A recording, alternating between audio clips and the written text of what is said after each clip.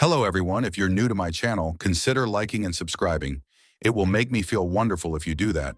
Thanks. By the way, I also have another Naruto and Luffy fanfiction channel. If you are interested, link is in the description. Straw Hat Luffy, The Black Fist by J.R.R. Toast. What if Luffy had never eaten the devil fruit Shanks had brought into the bar that day? What if he started sailing a little earlier than canon? How would his story be different? Would he be the same Luffy we know and love? One thing is for sure, Luffy and his friends are in for a wild adventure. Adios. Chapter 39. Unexpected visitors. Captain Onion screamed in panic, his two companions desperately trying to keep up with his rapid footsteps. Usopp let his slingshot drop back down to his side and curiously turned away from the target dummy far off in the distance, toward the voice calling out to him. "Onion?" he questioned at seeing his three subordinates rushing in his direction. "Captain," the young boy yelled once again, his feet skidding to a stop in front of the long-nosed teen. His hands dropped to his knees and his breaths came out in gasps. "It's pirates, Captain," he exclaimed, wide-eyed and worried. "We saw them from the beach. There are pirates coming to the island." The words sent a jolt through Usopp's body, a wave of excitement accompanying the feeling. Was Luffy there to pick him up? Was it finally time to set sail? "What should we do, Captain?" Carrot asked, his legs shaking slightly in nervousness. The ship had been really big and scary. There were probably a ton of bad guys on it. The soon-to-be pirate moved his vision to where the three children had come from, his anticipation growing at the thought of seeing his friends again. A large smile rose to his lips and he shot at his little crew members. "Well, I don't know about you guys." Usopp's feet started moving seemingly of their own volition and he passed through the trio of boys, grin still plastered in place as he headed in the direction of the beach. "But I think we should go give them a proper gecko welcome." A few days had passed since Luffy and Nami said their goodbyes to Kokoyashi, and, as emotional as they were, the Orangeette could only look back on the memory fondly. She smiled, not only at the warmth she could feel on the majority of her skin as she lay out on her favorite chair but also at the thought of being back on the Mary, this ship. It just felt like home. "All right," Nezuko exclaimed, wiping her hands on her pants as she stood from her place by the trunks of the newly replanted tangerine trees. "That should do it." Genzo groaned when he straightened out his back, grinding pop sounding from underneath his skin. Finally, the man sighed. He was getting too old for this kind of shit. "Thanks for helping me carry them, Scar Guy," Luffy shouted in appreciation, approaching the new additions to the ship. He stared at the pair of fruit-bearing plants in excitement before turning to his navigator. This was such a good idea. "Nami, now I can have tangerines all the time." The thought made his mouth water in memory of how good the one from earlier was. The orange-haired girl scoffed at the words, making her way back down to the main deck, Nezuko following in her footsteps. "Not if you don't start peeling them, you won't," she smirked over her shoulder, lightly laughing at the small pouts she could hear leaving her captain's mouth while letting her eyes roam over their ship. She honestly hadn't even realized how much she missed it. She shook the thought away and turned to the girl behind her, a small conflicted smile rising to her face. "I guess it's that time, huh?" Nezuko mused, meeting her sister's moistening eyes. "Oh, don't do that." She laughed emotionally, grabbing the girl in a tight hug. "I already told you, I want you to go chase your dream." Nami's grip tightened and she sniffled, sucking her unshed tears back up before they could fall. She stayed unmoving for a few more seconds before loosening her arms and taking a step back, her smile growing firmer. "Thanks, Nezuko. Don't cause too much trouble out there." Genzo chimed in, his feet halting next to the blue-haired girl. He smiled and opened his arms, motioning Nami in his direction. The Orangeette turned to the man and her features softened as she stepped in the man's direction. "No more pinwheel, I see," she mused before wrapping her arms around his middle. The words made Genzo's smile widen, his chin landing on top of the orange-haired girl's head. "There's no more need for it. Besides," he pulled away and nodded at her left shoulder, "I think that works pretty well as a replacement." Nami glanced at the skin on her arm and smiled at the new tattoo that rested there. "Yeah, I guess it does," she said, staring for a moment before facing the man once again. She grabbed him in another tight hug. "Thanks for always being there for us, Genzo." The scarred man had to resist the urge to laugh, dropping his arms and making his way in Nijiko's direction. "I don't know that I really had a choice in the matter, Nami," he said over his shoulder, a hint of humor in his voice. "If I hadn't, I think your mother may have killed me again when I eventually meet her in the afterlife." Nami couldn't help the small giggles that left her lips. There was a lot of truth to that statement. Her light laughter petered out and she turned to face the two preparing to climb back down the side of the ship. Before either could take a step, she rushed forward and once again pulled them both in a tight hug. "I love you both," she whispered into their shoulders, "so much." The two looked at each other, smiling, and wasted no time in wrapping their arms around the girl. "We love you too, Nami," they said in unison. The trio stayed tightly connected to each other until the Orange's arms loosened and she backed away, sending another smile in their direction. "I'll be back someday, I promise. Until then, look out for us in the news." She turned to the tangerine trees now resting on top of the galley, knowing her captain was somewhere up there, and her smile turned into a grin. "I'm sure we'll be making waves in the near future. Then we'll be sure to keep an eye out for you guys," Nijiko remarked, turning to make her way off the ship. She stepped over the railing and her feet found the small rope ladder leading down into the water. Turning to look at her sister one last time, "Be safe out there, Nami, we'll miss you." Before the Orange got the chance to reply, the older girl's figure disappeared from her sight. A small splash echoing from the waters below. Had she even used the ladder? "She's right," Genzo said, stepping over the railing to follow Nijiko's lead.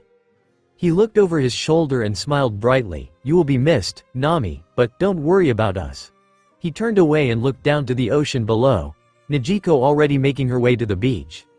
"Just be free," he implored, choosing to ignore the rope ladder in favor of jumping off the side of the boat.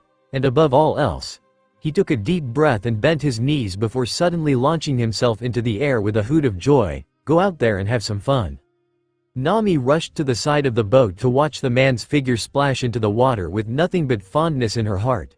She smiled for what felt like the millionth time as she watched him swim to the shore, and when he was finally standing with her sister once again, her voice called out to them for the final time. "Be safe, you two," the Orange shouted, a mischievous grin replacing her smile when she lifted two objects in the air to put on display. "And thanks for the spending money. I really appreciate it." She watched their figures begin to scramble as they searched their persons for their missing wallets and couldn't help the laugh that rose from her throat. "All right," Nami yelled, still softly chuckling while she turned away from the shouting duo on the shore. "Your navigator is ready. Luffy, let's get a move on."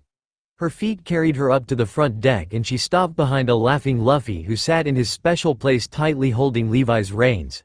It was finally time to start chasing her dream. Finally time to start being free. Luffy nodded in agreement, the grin he wore not leaving his face for even a moment.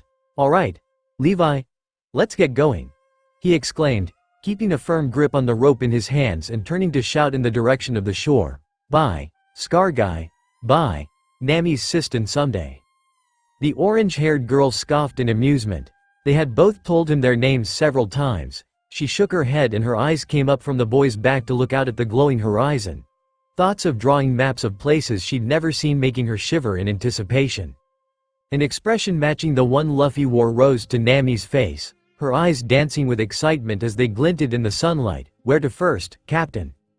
"Nami," Luffy moaned, pulling the girl out of her thoughts. The straw-hatted pirate captain groaned in jealousy while he watched his friend swim in the water below. "I'm worried. He still wasn't healed enough to go swimming yet, or do really anything fun for that matter. He wanted to try out all the new stuff he'd learned so bad, but he knew he'd only end up injuring himself further if he pushed too hard in his current state. Plus, Nami had said no." Nami sighed and sat up from her chair, closing her tanning mirror in irritation. "You're injured, you idiot, it's not supposed to be fun." Luffy pouted at the words, drooping in depression. "I know but." "No buts," the girl interrupted. She took a glance at her skin and shrugged to herself. She'd probably gotten enough sun for today. "You're stuck steering until you've healed enough to have fun," she added, standing up to move in the direction of the pouting boy. "You're starting to sound like Gramps," Luffy mumbled, almost jumping out of his clothes when a face appeared right next to his. "What was that?" Nami smiled maliciously, threateningly holding her clenched fist in the air above her captain's head. The teen slowly shifted his gaze upward and gulped, his wide eyes coming back down to meet his navigator's. Nothing. The two stared at each other for a long moment before Nami's smile eventually turned more genuine, dropping her hand and sitting with her back against the front railing. That's what I thought. Relief shot through him and Luffy let out a breath he didn't know he'd been holding. For all her concern about his injuries, he was almost certain the girl would have hit him if he gave the wrong answer. A small shiver ran through his body. Girls were scary. "Hey," the Orangute said, grabbing the boy's attention again. He turned to face her and the jewels on his necklace glinted brightly in the sunlight, her original question immediately falling to the back of her head. She'd been so caught up in relishing being back on the Mary that she'd almost completely forgotten to ask about all the crazy things she'd witnessed during her captain's battle with Arlong. She shook her head. First things first, the necklace. Her other questions could wait. What? She couldn't help it. The thing looked like it would be worth a lot of money. Nami stood from her sitting position and leaned into Luffy's personal space, her hand lifting to cup the charms that hung from the leather cord in curiosity. Her eyes glanced over the lightning bolt in the center and shifted between the two on the outside of it. They looked like, exactly what they were. A purple gemstone shaped like a fruit and a black one shaped like a crescent moon. But, there had to be more to it than that, right? She'd seen the way they glowed when Luffy used that strange power and, in her mind, that meant they weren't just pretty charms. The girl's eyes drifted back to the lightning bolt in the middle, the memory of watching it meld itself to the leather it hung from floating through her mind. That had also been strange. "Nami?" Luffy questioned, curiously watching the girl examine his treasure. "What exactly is this necklace, Luffy? And what are these stones?" Nami asked, eyes shifting back to the two gems for a moment before she looked up to her captain. The boy's eyes dropped down to the item in question and came back up just as fast, confusion shooting through him. "It's my necklace, and those are its charms," he answered slowly, genuinely not understanding what she was trying to ask. The orange-haired girl huffed in irritation at her captain's simplicity, pointing down to the gemstones still resting in her hand. "These aren't normal charms, Luffy, and this necklace sure as hell isn't normal either," she said, shooting the boy an expectant stare. "So, what are they?" The words sent a light bulb dinging through Luffy's head. "Oh," he exclaimed, finally catching on to what his navigator wanted to know. He lightly lifted his necklace from her grasp and held it up, pointing to the two gemstones that hung from its leather. "These are devil fruits," he exclaimed brightly, moving to point at the necklace itself, "and this was made by a devil fruit power." Nami couldn't help the shock that shot through her. "Devil fruits?" she asked in shock. "Aren't they just myths?" "Nope," the straw-hatted teen replied with a laugh, pointing to the purple stone. "This one is apparently the gum-gum fruit." His eyes shifted to the black moon-shaped charm and he grabbed it, eyeing the jewel in curiosity. "And I've got no idea which one this is." The Orangute stood still in the wake of the revelations that had just been dropped on her. She knew how bad of a liar Luffy was, so she knew he was telling the truth. That meant devil fruits were actually real. It only took a moment for the realization to hit her and, after another long moment of staring, her shock began to be replaced by something else. All of her other questions were forgotten and her mind was slowly consumed by one thing: greed. "Nami?" Luffy questioned, nervously scooting away from her. He really didn't like the way she was looking at him. He imagined it was probably similar to the way he looked at meat. He wasn't meat though, so he should be safe, right? The girl's eyes suddenly flashed and their usual brown color was exchanged for berry symbols. Thoughts of devil fruit swimming through her head. Those things had to be worth a fortune. Ice suddenly shot down Luffy's spine and a scream of terror left his lips when his navigator suddenly launched herself in his direction. A roar fueled purely by avarice leaving her lips. With almost no avenues of escape, he only really had one option: closing his eyes and letting Levi's reins fall from his hands. Hopefully this wouldn't hurt too bad. The Orangute's berry-filled eyes widened when her reaching arms met nothing but air and she curled her body to roll against the wood of the deck. A loud splash echoing up from below along with a grunt of pain. She was almost immediately back on her feet and rushing to the front rail. A growl leaving her lips when she saw Luffy floating in the ocean below. "Damn it. Luffy, get your ass back up here, you're injured." "Nah." The teen shouted back, grabbing onto Levi's side as he lifted them out of the water. Most of the time, he thought it was funny when her eyes changed like that, but right now, it was very frightening. "You're gonna get back on this ship and give me those damn devil fruits," the orange-haired girl ordered, her head lifting to the sky as maniacal laughter began to leave her lips. And then, when I sell she looked back down to the water and her eyes met the black of her praise, loud cackles continuing to burst from her throat. "I'm gonna be rich." Luffy tore his frightened gaze away from the cackling girl, her laughter still suffusing through the air, and his arms wrapped around his friend to grab him in a tight hug. "You'll protect me from Scary Nami, right buddy?" Before the beast even got the chance to reply, a screech pierced the air. "What the hell did you just say?" Usopp moved as fast as he could in the direction of the beach, his anticipation growing with every step taken. He couldn't wait to see his friends again. "All right men, gather round." The voice made the long-nosed teen skid to a halt, his eyes as wide as saucers. That didn't sound like Luffy. He quickly moved from trees on the right side and slowly made his way toward the cliff looking over the beach. As soon as he'd made it close enough, he flattened himself to the ground and Army crawled to the edge, eyes widening at what met his gaze when he peeked down to the beach below. "Our captain should be arriving shortly," Django said to the multitude of men surrounding him. "He was supposed to meet us here when we landed, but I imagine 3 years of time might have made him a little forgetful." He looked through the crowd of pirates. "In any case, we will wait here for him. And, remember, his name is no longer Kuro, so don't call him that. I'm gonna be honest, I don't remember what he goes by now, so, I guess just call him Captain? Maybe he was the forgetful one." The color drained from Usopp's skin. This was Klahadore's old crew. He scooted away from the edge of the cliff in panic. What the hell was he going to do? He couldn't handle an entire pirate crew all by himself, right? "Captain!" Pepper screamed as the trio approached the older boy, all of them huffing in exertion. "We told you, there are pirates too." "Shush, Pepper!" Usopp frantically yelled, corralling his crew members and pushing them in the direction they'd come from. "They might hear you." When he felt they were far enough away, he got down to his knee and gathered them at his front. "All right, guys." He breathed out nervously, "I've got a really important mission for you. Think you can handle it?" The 3 members of the Usopp pirates frantically nodded their heads in confirmation. The teen stood from his knees and patted each one of them on the head. "All right then, I need you guys to go back to the mansion and protect Kaya, because I'm pretty sure they're here for her." The boys paled at the words, but he tried his best to hide the nervousness in his voice. "I'm gonna stay here and fight them," he gulped, panic already beginning to settle in his stomach. Could he really fight off an entire crew of pirates by himself? "But Captain, we can fight too," Onion cried. "We can help you." He pulled out the small slingshot from his back pocket, the 2 beside him doing the same, and held it up for the older boy to see. "Isn't this what you've been training us for?" Usopp couldn't help the upward turn of his lips at seeing the slingshots in their hands, getting back down to one knee. "Of course it is, guys," he reasoned, looking each of them in the eyes. "That's why I'm giving you this job. That's how important it is. So, I need you to listen to your captain and make sure nothing happens to her. Can you do that for me?"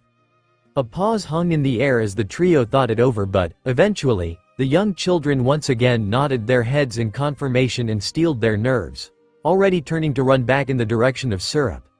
They had a job to do, and their captain was counting on them.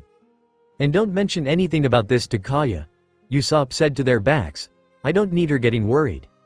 He watched them disappear down the dirt path and shrugged at receiving no response. She probably wouldn't believe them anyway. He turned back toward the beach and took a deep shaky breath. He didn't have Zoro and Luffy here with him this time. He was the island's sole line of defense.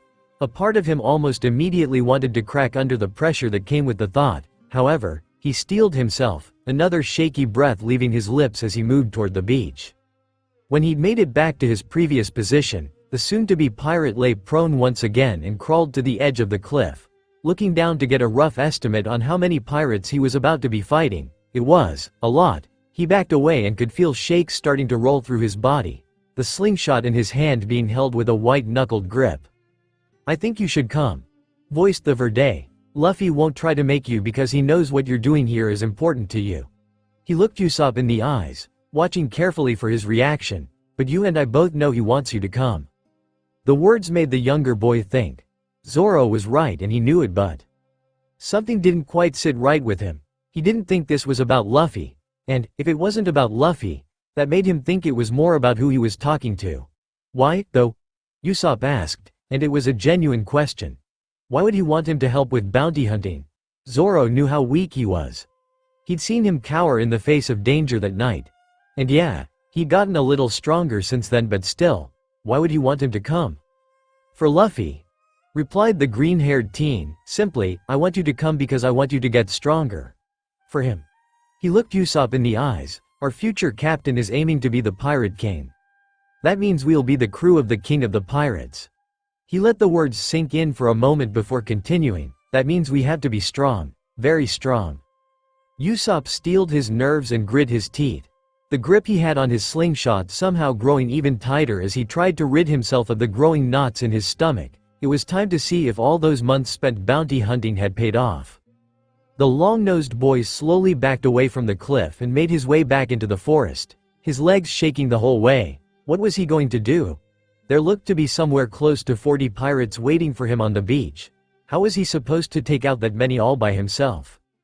Usopp shook his head and glanced at his satchel.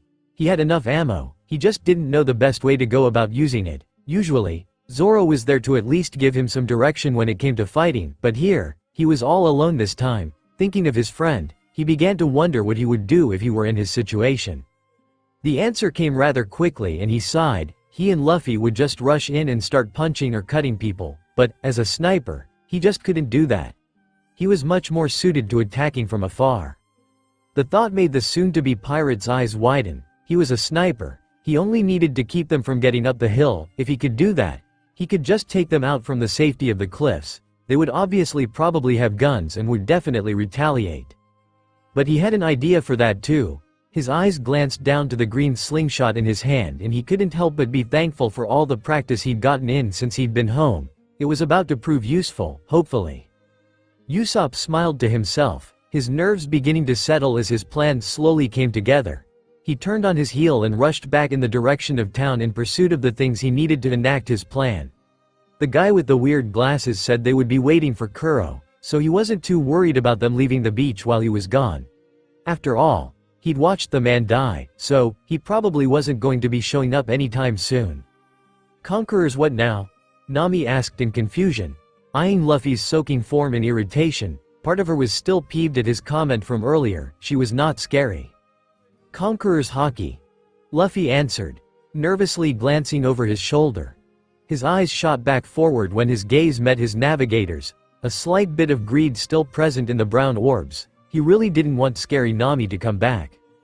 And what exactly is this Conqueror's haky? The Orange questioned, turning away from the boy with a sigh as she made her way back to the main deck. It was going to be hard having to look at her captain's necklace all the time now that she knew how valuable it probably was. Luffy scrambled to find the words for an explanation. I think it has something to do with willpower, he replied uncertainly. Shanks had explained it to him back when he was learning to control the power, but that was a long time ago, like he remembered not really understanding even then. Apparently, not a lot of people can use it. He explained, trying to think back to his younger days. I think I remember Shanks saying it was something like, 1 in a million, maybe? Nami set her chair down on the front deck and sat down in it, pushing her sunglasses down to cover her eyes while she laid back. So, the weight pushing on my shoulders that night was, what, some physical manifestation of your willpower? The straw-hatted pirate captain turned to face the girl. It was his turn to be confused. Physical mani what? He asked blankly. The orange-haired girl huffed in annoyance and waved the question away. She was satisfied enough for now. She probably wasn't going to get much more than she'd already gotten. However, she was still curious about one other thing. Her eyes once again locked on the braided leather cord around his neck. Is that why the devil fruits on your necklace were glowing? Oh, that? Luffy replied, glancing down at the charms in question. Yeah. They've always done that when I use Conqueror's haky. It had been happening ever since he'd first used the power while wearing his necklace, and he'd gotten so used to it over the years that he just didn't really notice it anymore. A part of him was curious as to what exactly was going on, but most of him just thought it was kind of cool and could be satisfied with that. I'm guessing it's pointless to ask why they do that. Nami sighed, already knowing the answer she would receive. Laughter bubbled from the boy's chest. Yep. I've got no idea. He went to say more, but a small dot suddenly appeared on the horizon and he lost his train of thought. excitement taking him over. "Faster, Levi!" he yelled down to the water. "I see an island out there." The orangeette stood from her chair and walked to the railing, looking in the distance as the Mary began to increase in speed. She couldn't see anything, but she knew how good Luffy's eyesight was, so she was sure the island he'd mentioned was probably there. The thought made Nami smile and she made to sit back down in her chair. She was excited to see them again. The smile on her face grew wider when she lay back down and looked up to the bright blue sky before she turned to glance around the place she now called home. The action made her grin grow wider and she turned back to the front, eyes finding her captain's wet form once again. Her heart just felt so full. The conversation settled as the two sat in comfortable silence before it was broken by Nami standing from her chair. "All right, Luffy. It looks like we'll be getting there soon, so I'm gonna go wash up and change. If we make it before I'm back, wait for me before you go off trying to find Usopp." "No promises." Luffy laughed over the wind blowing by his face. A fist suddenly buried itself into the top of his head and he groaned in pain, turning to face his attacker in outrage. "What the heck, Nami?" He watched the girl turn away with a satisfied smirk on her face and pouted to himself, lightly probing the small bruise bump growing out of his head. "Meanie," he whispered, before turning back to face the island in the distance. The pirate captain's pout quickly faded and was once again replaced by excitement. His eyes locked on the landform in the distance, slowly beginning to grow larger. "We'll be there soon, Usopp." Chapter 40, The Longest of Barrels. "Oh God. Oh God. My arm. We gotta go back. My arm's still on the beach. Wallen. Stay with me. Someone. Hurry. Wallen's bleedin' out. He's not the only one. Someone help me carry Sham inside. He can't afford to lose any more blood. Wake up, Ritter, don't you die on me. Butchie's not looking good either. Take him in there too. Same with Sham. There's no more room. Damn it, keep the bastards outside. I'll get to them in a minute. I've got others knocking at death's door. They'll have to wait for now. Oh God. Why? Why US? Damn you, Long Barrel. Damn you, you bastard." Luffy watched the large pirate ship sail past them in bewilderment, light laughter beginning to sound from his lips. He'd forgotten about his sniper's funny name back from their days as bounty hunters. He really couldn't help it. It was just far too on the nose not to laugh. "Hey, nose. What the hell's going on out here?" asked Nami as she exited the storeroom. Her head shifted in the direction of the large ship while she approached the front deck, listening to the moans and screams coming from the vessel in morbid fascination. What the hell had happened to them? "I have no idea," the straw-hatted teen answered blankly, his eyes staying glued to the retreating craft for another moment before once again facing their destination. A smile suddenly rose to his lips and he turned to face his navigator. "But we're definitely gonna find out." A stray thought hit the girl and she turned her gaze past Luffy, stepping up to the front railing to get a look at Gecko Island still a ways off in the distance. Had that been where the pirate ship had come from? And if so, what the hell had Usopp done to make them sound like that? "Alright, Levi, you can stop here," Luffy yelled down to the water, dropping the reins held in his hands. "Go have some fun, but don't go too far, we won't be here long." He smiled at his friend's rumbling response, hopping off the figurehead of the Mary, and made his way down the stairs, quickly running into the storage room underneath the front deck. Nami followed her captain down the steps, heading for the railing facing Gecko while he dropped the anchor. She froze when her vision met the beach, eyes widening. "What the hell?" she whispered to herself. A splash from below brought her out of her paralyzed state and she turned to find Luffy exiting the storage room with a big smile on his face. "Let's go, Nami, I want to go see Usopp," the straw-hatted pirate captain exclaimed, quickly approaching the side railing. Almost as soon as he made it, his legs halted and bewilderment overtook him, eyes widening at the state of the shore. Small craters littered the beach's surface along with a multitude of large red spots where the sand had been stained with blood. The dirt ramp leading up to the forest above was covered in some sort of black liquid and Luffy wasn't really sure what it was. Had Usopp done all this? Speaking of his sniper, where the heck was he? His eyes continued to shift across the destruction and they eventually landed on a prone figure lying face down at the bottom of the ramp. The sight almost immediately shocked the boy back into action. "Usopp," he exclaimed worriedly, making to hop the rail and dive into the water. However, he was halted by a hand grabbing his arm. You are injured. Nami chastised, leading him to the rope ladder on the side of the boat. Don't get her wrong, she was also worried. But the last thing she needed was the idiot hurting himself even more. Although, now that she thought about it, she probably wouldn't mind redoing his bandages. She quickly shook the thought away before her blush could make it to her face. Bad Nami. Finny. Luffy acquiesced with a pout before immediately perking back up, worry taking over his face once again. But we gotta hurry, I think Usopp might be hurt. The Orangeette nodded her head in the direction of the ladder and released the hold she had on her captain's arm. As much as it might not seem, she really was worried. Her eyes scanned the beach again and she shook her head, making to follow Luffy into the water. A splash echoed up to her as she stepped over the railing and she looked down with a frown. Had he even used the ladder? She scoffed in irritation and slowly made her way down the side of the ship. Swim slowly, Luff. Before the words had the chance to make it down to him, the pirate captain was speeding his way to the shore. I'm coming, Usopp. Nami sighed to herself as she watched him swim away much faster than she would have liked, and dropped into the ocean, shivering momentarily while she got used to the temperature. She looked down when her shakes stopped and groaned. Why the hell had she chosen to wear a white shirt? She wished she'd at least decided to wear a bra. What, they were restricting. The orange-haired girl shook her irritation away with another small sigh and made to follow in her captain's wake. She could worry about her see-through clothing later. Right now she just wanted to know what the hell had happened to the beach. The water began to shallow out and, as soon as they were able, Luffy's feet found the sand underneath. Usopp, he shouted, rushing out of the ocean in his friend's direction. One moment Usopp was dreaming of long locks of blonde hair, and the next, he was almost fully conscious, his head snapping up along with his slingshot as he quickly turned over to face the voice that had awoken him. Panic shot through him. He couldn't see. Without even taking a moment to realize he knew the voice of the person who'd called his name, the pouch of his weapon was loaded and he pulled back on it with all the strength he could, releasing the projectile within the blink of an eye. Lead star. Luffy's eyes widened when the hair on his neck rose and he shifted his body to the right, a small lead ball zooming past his cheek. He stood still for a moment before turning back to his friend, unable to help the irritation in his voice. What the hell, Usopp? The long-nosed teen let his slingshot drop to his side at the words, shock taking over his features when he finally realized who was standing in front of him.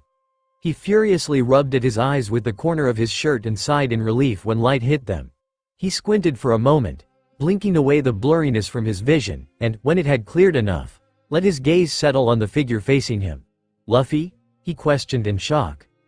The pirate captain's irritation almost immediately faded and a wide smile rose to his lips as he rushed in his friend's direction. Usopp.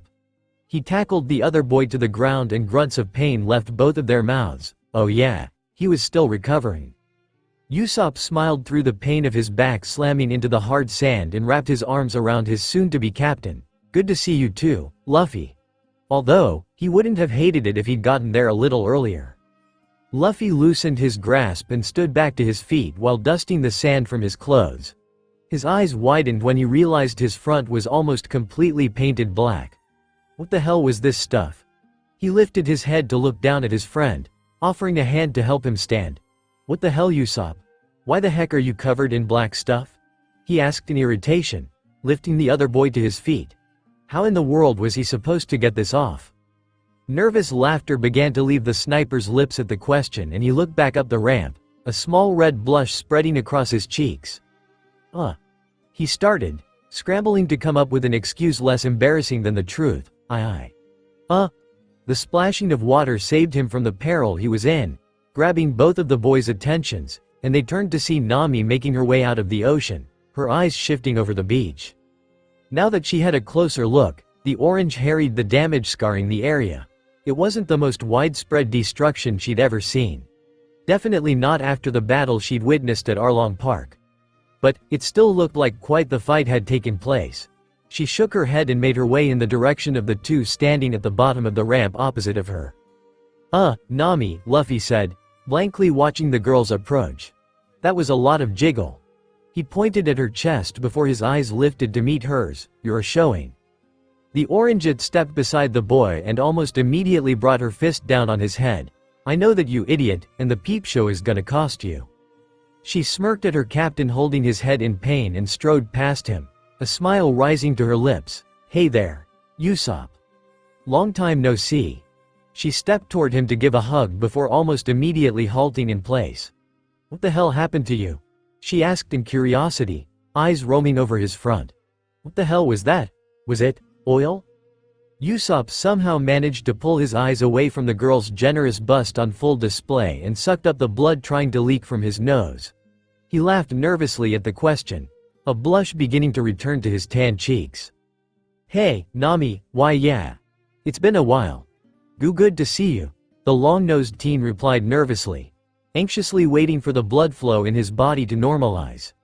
Maybe it was a good thing he was covered in oil. He decided to ignore her query in hopes that she would move away from the line of questioning. He really didn't think he could take the embarrassment of having to explain.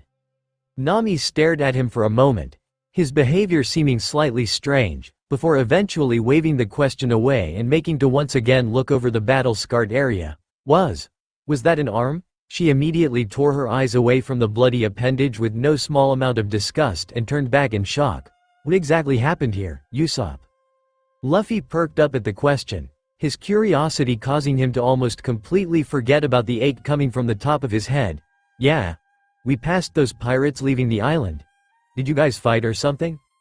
The words made the sniper pause, relief spreading through him at the change of topic, and he thought on the events that had occurred before their arrival. "Yeah," he eventually answered after a long moment of silence. He looked at the two and could see they expected more, so he took a deep breath and decided to start from the beginning. Usopp set the two large tankards down as quietly as he could, making sure they were just out of sight of the group of pirates on the beach before slowly making his way back to the cliff, once again lying prone to crawl to its edge. He had no idea if things were going to go as planned, but with the barrels in place, it was now or never. The long-nosed teen took a deep breath to steady his nerves before clearing his throat. "Who dares trespass on the island of Captain Usopp?"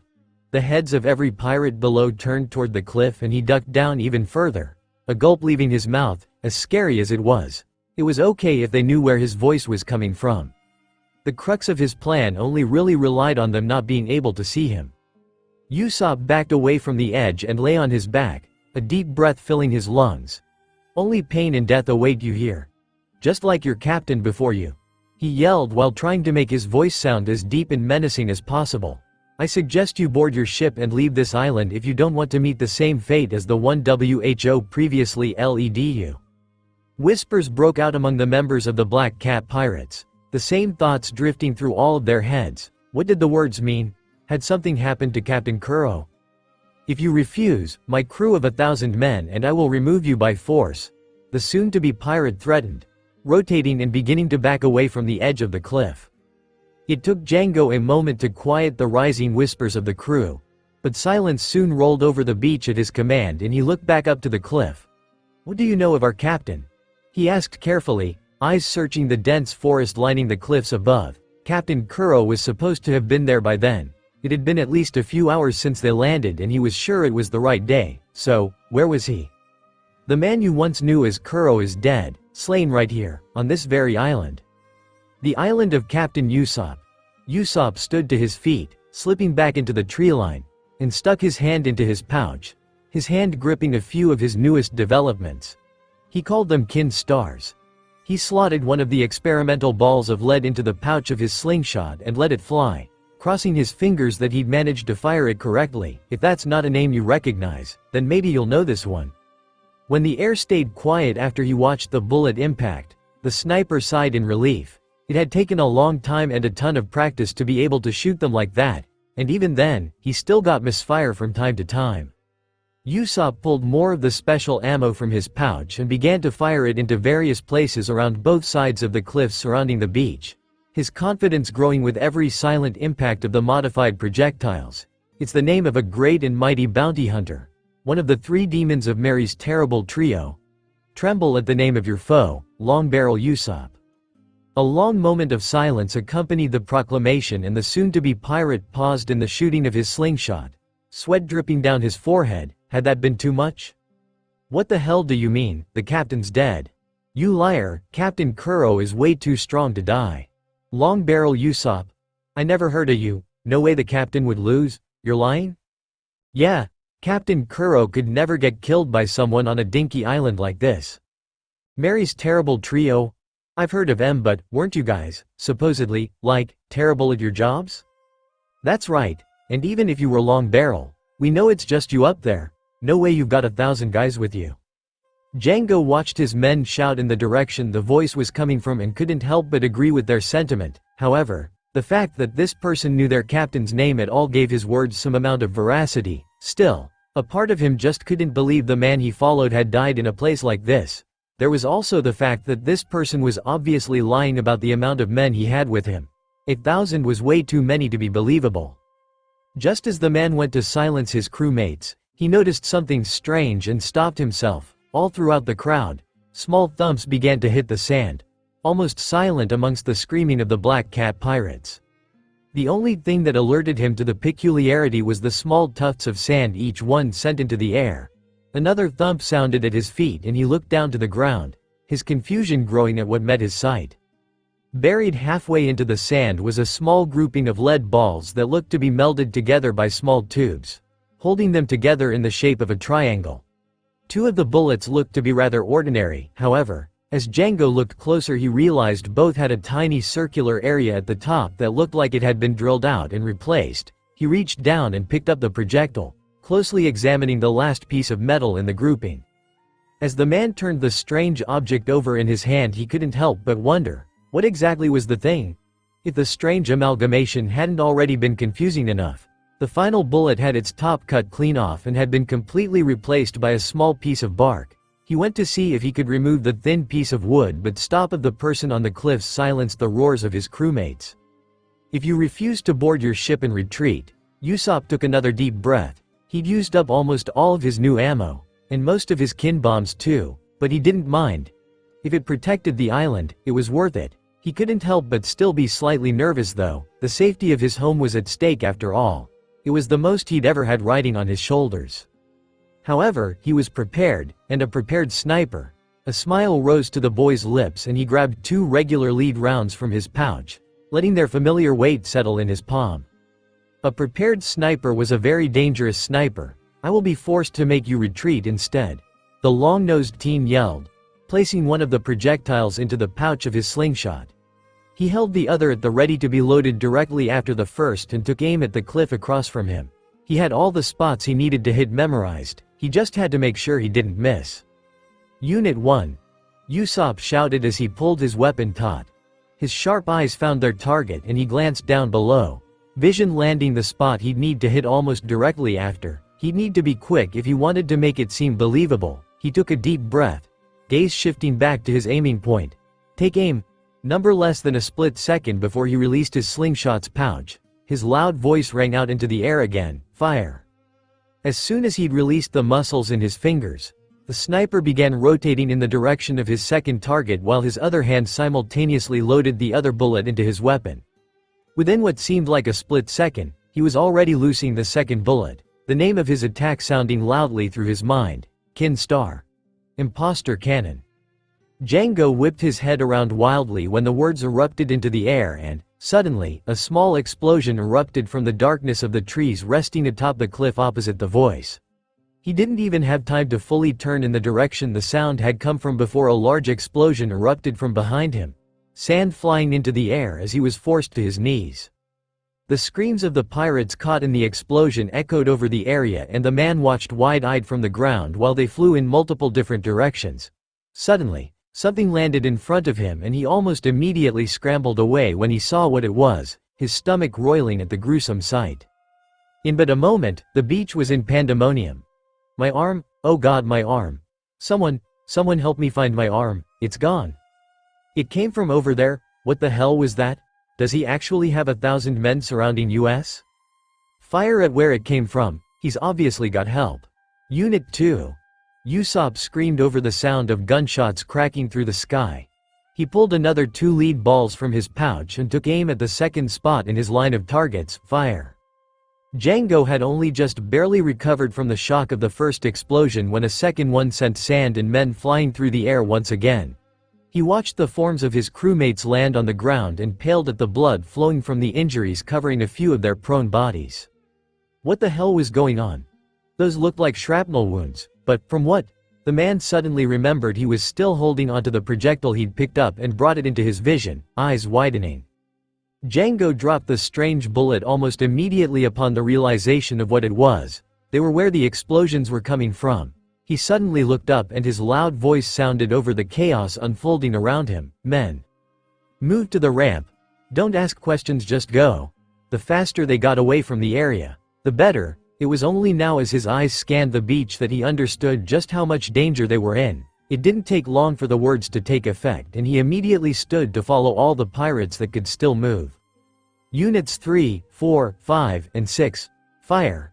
Before Django had taken his first step, 4 more explosions ripped through the crowded men and multiple bodies were sent careening backward. He narrowly dodged one of his crew members flying past him, and when he turned, his eyes caught sight of 2 figures stepping onto the beach at his back, one large and the other thin. His eyes widened and he reached out to them in distress. They were serving themselves up on a platter. Sham. Butchie. He shouted in their direction, "Get back on the shish." A crunch so small he almost wasn't even sure he heard it stopped the words from leaving the man's lips, and an explosion suddenly consumed the 2 men caught in his sight. "Sham. Butchie," he screamed in distress, uncaring of the bodies roughly shouldering past him. He watched their 2 forms hit the ground and, when they didn't move, he wasn't sure if it was because they were dead or just unconscious. He ripped his head away from the 2 prone figures and glared past the backs of his sprinting crewmates. "Aim toward the voice if you're gonna shoot while running. He's the one giving the orders," he roared. A part of him still unsure if those orders were actually being given to anyone. "Welp, time to move," Usopp said to himself, nervously watching the pirates approach. His initial attack had gone way better than expected, even though he'd been unable to detonate all of his kin bombs. Looked like he'd overestimated his ability by a tiny bit. He'd have to go recover the ones still intact. Those were hard to make. He shook his head and continued to move in the direction of the path. He still had to win first. Gunfire echoed from behind him and he ducked his head in fright, the whizzing of a multitude of bullets consuming the surrounding area. The boy screamed as he ran, shattered wood bursting into the air all around him, and didn't look back for even a moment, his will to live pushing his legs to move faster than ever before. After what felt like a lifetime of running due to his fear of death, he eventually escaped his attacker's cone of fire and skid to a stop, dust from the dirt path swirling around his feet. Usopp lifted his head from its tucked position and turned in the direction of the rumbling, quickly growing louder, wide eyes moving to the barrels he'd set up earlier. Without another moment of thought, he whipped his slingshot forward and loaded it, sights set on the tankards. He immediately let the projectile fly, and by the time it connected with its target, he'd already fired a second at the one standing across from it. The shearing of metal sounded into the air, followed by the glug of a thick liquid, black leaking from new holes on the bottom sides of both barrels. The long-nosed teen dumbly eyed the growing black puddle behind the barrels. That hadn't been a part of the plan. He shook his head and rushed across the path to the opposite cliff, throwing himself to the ground when gunshots began to whiz over his head. What the hell? Had they seen him? "Over there, I saw him. It's just one guy, keep firing in that direction." Guess that answered that. Usopp berated himself as he crawled backward as fast as his body would allow. He'd almost forgotten how much he disliked being shot at, when he felt he'd made it far enough. He cautiously stood to his feet before taking off in the direction he'd come from. He just needed an opening and he could probably end it. The oil was moving slow enough to where they hadn't begun retreating back down the ramp, leaving them close enough for a large, widespread attack, one he'd gotten pretty good at during his time bounty hunting. "What the hell? What is this stuff?" Other various shouts of a similar vein followed, and the sniper almost immediately halted his steps. A gulp sounding from his throat. If he was going to act, it had to be then. If he waited too long, they would be too far to take down all at once. And that, sure his heart could take. It couldn't have been more than 10 minutes since the battle began, but, to him, it felt like a lifetime. Fighting by himself was scary. Before he could let his nerves get the best of him, he reached into his satchel and pulled out a small bag of lead bullets, emptying them into his slingshot's pouch while his unsteady steps began to increase in speed. If he attacked fast enough, they wouldn't have time to react. With his mind set, The sniper grit his teeth and sprinted his way past the oil spilling down the dirt path leading to town, his eyes set on the right wall of the ramp. Without giving himself any more time to think about it, he rushed into the light and up the incline until he was almost directly over the men finally beginning to retreat back down to the beach. "Hey, there he is. Everybody, kill that brat. Shoot that bastard down. Lead star," Usopp shouted, loosing the volley of projectiles held in the pouch of his slingshot. Before the returning gunfire could even start, he'd already loaded his second shot, the thick rubber bands of his weapon snapping forward with a thwack, scattershot. Just as the first pirate fell victim to the oil flowing down the ramp, the pinging of metal on metal erupted into the air and a bloody mist painted the group of men red. Moans of pain echoed through the area along with the sound of bodies dropping to the ground while the slick black liquid at their front unwillingly forced them back down the ramp, bloodied and thrashing in pain. When they eventually stopped at the bottom, no more words came from the group of pirates, only groans of agony and indecipherable curses. Django held his arm in pain and crawled his way out of the mound of injured forms, his slick oil-covered body slipping through the large bodies with ease. The only thing he could hear were groans and he couldn't help the widening of his eyes. Maybe it was time to call for a retreat. With enough wiggling, the man eventually freed himself and slipped back out into the open air. Gasps leaving his lips, he slowly turned to look once more at the pile of moaning men at his back and side. Almost the entire crew was incapacitated. The only ones still left standing were the ones just waking up from the first attacks. He turned away and looked up to the cliff above in defeat. Kuro be damned. He was starting to think the kid wasn't lying about him being dead. "Listen well, for it's the last chance you'll get," Usopp yelled between his panicked breaths, trying to force himself as deeply into the ground as he could. He'd thought for sure he was gonna die. He shook the frightening thought away and continued, "Leave this island and never return. There is nothing for you here." He prayed to all that was holy that they would just listen. He hadn't had a chance to see the damage he'd done with his attack, but he hoped it was enough to make them leave. He didn't know if his heart could take something like that again. Django turned away from the voice and slowly stood to his feet. "Is he really dead?" he asked over his shoulder, his eyes once again landing on his injured crewmates. The sniper scrambled to answer, not quite expecting the question. "Yes, I watched him die with my own eyes." Another sigh left the man's mouth before he walked past the groaning pile of men. He'd heard no lie in the words, "Anyone that can carry someone, get the injured back on the ship." He screamed in the direction of the pirates closer to the water, "We're getting the hell out of here." Django's eyes shifted across the destruction littering the beach and he shook his head, taking one last look up at the cliff before making his way toward the ship. "And with the captain dead, you can sure as hell bet we're never coming back." And that was about it. Usopp said, finishing up his story, "I stayed until they left and then, not long after, you guys showed up." Nami glanced down at the boy's oil-covered body and sent him a strange look. "So, how the hell did this happen?" she asked in confusion, pointing to his slippery form. She knew the story was probably mostly true due to the screams of the retreating pirate ship they passed on the way in, and she was honestly really impressed. When they'd first met, she thought Usopp wouldn't amount to much in a fight and she was happily surprised at being wrong. But, it still didn't explain why he was at the bottom of the ramp covered in oil.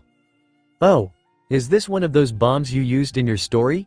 Luffy exclaimed, lifting one of the strange projectiles from the yellow satchel in curiosity. The story had been so cool, he couldn't lie, though he kinda wished he could have watched the fight in person. "Be careful with that, Luffy," Usopp shouted in panic, reaching to grab the explosive from his captain's hands. "Yes, it is. And it's very dangerous, so give it back to me." As soon as he made to move in the pirate captain's direction, his feet slipped out from under him and he crashed into the sand. Laughter burst from Luffy's lips, along with a few slight giggles coming from the orange-haired navigator at his side, while he watched his friend scramble to stand back to his feet, eventually offering his hand in support. When it was taken, he lifted his crew member up and handed his metal thingy back to him, his laughter beginning to peter out. "So what exactly are those things?" he asked curiously, small giggles still leaving his throat.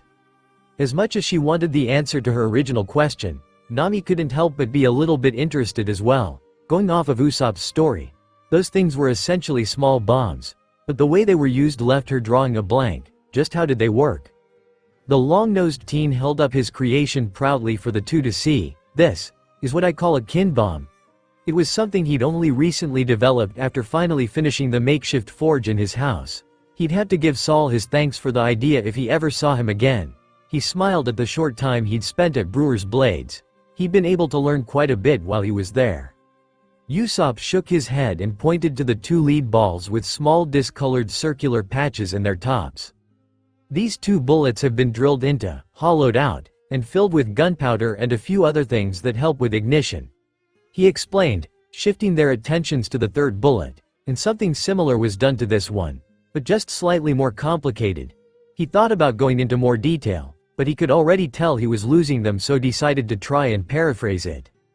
Essentially, this one has a small flint and steel set up inside of it, so when the small piece of bark breaks, it forces it to strike and ignite the gunpowder. The long-nosed teen said, staring down at the small cylindrical pieces of metal connecting the lead balls. The resulting explosion sends heat shooting through the small tubes connecting it to the other two and ignites those. He looked up from his creation to see drool beginning to fall from Luffy's mouth and turned to find Nami staring at him blankly.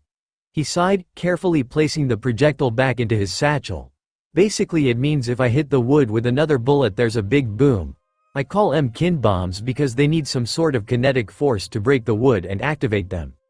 Yeah, I don't know what any of that really means, Luffy replied, perking up from his boredom-induced haze with a smile. But I'm sure it's really cool, Usopp. I can't wait to see it in action. Nami met the sniper's defeated eyes and nodded in Luffy's direction. What he said. Usopp groaned in exasperation and began to pout. He should have known giving an explanation would be pointless. The orange-haired girl giggled at the reaction, her mind coming back to her original question when she focused back on the oil covering the sniper's body. So, she began, sending him an expectant "Do you end up like this?" She watched in confusion as his cheeks turned a vibrant red and she only became more curious. Small unintelligible mumbles were her answer and Nami cupped her hand around her ear. What was that? She asked, growing irritated at the mumbles continuing to leave his mouth. Speak up, Usopp. I can't hear anything you're saying. I slipped at the top of the hill and knocked myself out. Usopp suddenly shouted in irritation, his hands immediately covering his mouth. He hadn't meant for it to come out like that. He dropped his hands and looked down embarrassedly when laughter once again began to leave his friends' mouths. I was trying to clean up and I slipped. I must have slid down the ramp while I was unconscious. The cackles of the long-nosed teen's companions filled the air for far longer than appropriate before it began to settle, and he sighed, turning away with small giggles still sounding at his back. He peered up at the black ramp in front of him and couldn't help the groan that left his lips. As funny as they might find his situation, it did leave them in quite a bind. Just how the hell were they supposed to get back to town? Chapter 41. United. Usopp stared up at the blue sky and sighed, his hand lightly rubbing the wood underneath him. He was glad to be back on the Mary. He'd missed his second home. A boom sounding through the air brought the sniper out of his thoughts, eyes wildly searching for its origin. Damn it, come on, Luffy screamed as he soared through the air. His legs shot out in front of him in an attempt to stop his descent, but nothing accompanied the action and he groaned at the sight of the quickly approaching water. Why the hell is this so ha? Usopp saw his captain's form crash into the ocean and couldn't help the laugh that left his throat. Still though, as funny as it was watching him fall into the water for the 100th time, he really couldn't believe Luffy could actually fly. Well, kind of. He shook his head and stood, leaning over the rail of the crow's nest. You alright, Luffy? He yelled down to the rocking waves below. The pirate captain broke the surface and moaned in annoyance, just barely catching the other boy's words. Yeah? He replied with a loud sigh, irritation clear in his voice. I'm fine. He looked up at the sky and pouted. Why couldn't flying be as easy as swimming? He shook his head, expelling the bad feelings with the smile that rose to his lips. Levi. He'd had enough practice for one day. Let's race, he exclaimed excitedly as the beast's head rose out of the water beside him. More laughs rose from Usopp's lips while he watched the interaction from above, and when the two dove under the water for their competition, he sat back against the mast. It had taken Luffy until the day prior to heal enough to take all of his bandages off, and he'd barely been on the Mary since. The thought kept his smile in place. He'd been swimming with Levi and practicing flying almost constantly, something Nami wasn't too happy about, and, he couldn't lie, she kinda had a point. They were a lot slower without Levi pulling the ship. Still though, they were close, and the long-nosed teen couldn't help but be excited. He couldn't wait to gather everyone else up and head for the Grand Line. It was strange, but for the first time in his life, he was equal parts scared and excited, as crazy as that was. He knew their journey would be nothing short of the most dangerous undertaking of his life, and yet, still, the grin stayed glued to his face. The fear was still there, and he knew it probably always would be, but now it was accompanied by a small fire burning in the pit of his stomach.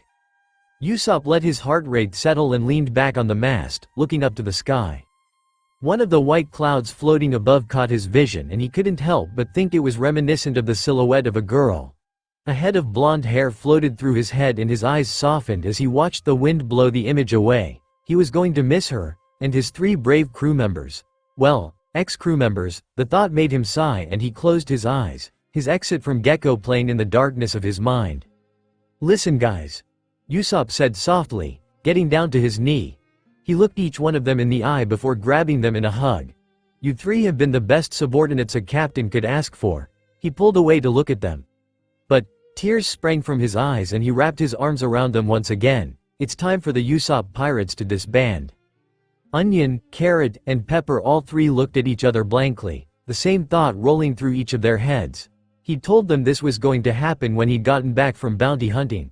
They'd cried then, but they understood and were over it now, so why the heck was Usopp crying so hard? The long-nosed teen released his grasp on the boys and sniffled, sucking snot back into his nose. "Take care of Kaya while I'm gone." "All right, boys," he managed to choke out.